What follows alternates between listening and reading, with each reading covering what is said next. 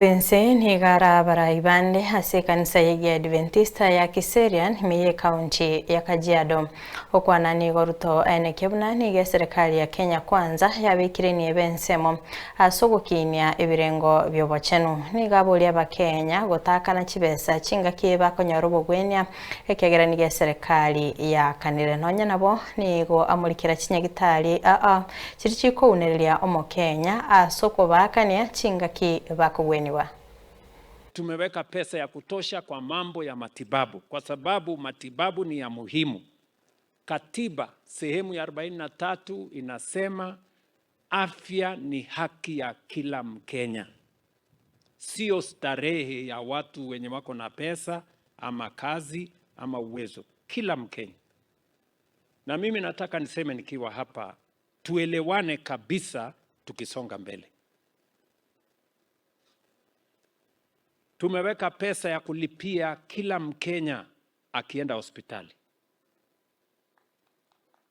Katika budget yetu ile inaitwa Primary Health Care Fund, tumeongeza pesa sasa ni bilioni 19. Yaani hiyo pesa bilioni 19 ni ya kuhakikisha kwamba mwananchi akienda pale kwa dispensary, aende kwa health center, atibiwe, apatiwe dawa, kama ni sindano adungwe, aende nyumbani. Pesa hiyo ndio ya kulipa gharama ya hospitali. Huyo mwananchi asiitishwe hata shilingi moja, aende nyumbani.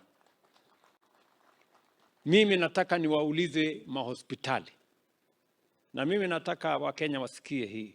Kama hata ni hospitali ya mission, ama hospitali ya private, ama hospitali ya serikali inayoendeshwa na counties, bora umejiandikisha ndani ya SHA, hautalipishwa hata shilingi moja. Wewe unaenda nyumbani, sisi tunagharamia mambo ya kulipa gharama ya hospitali.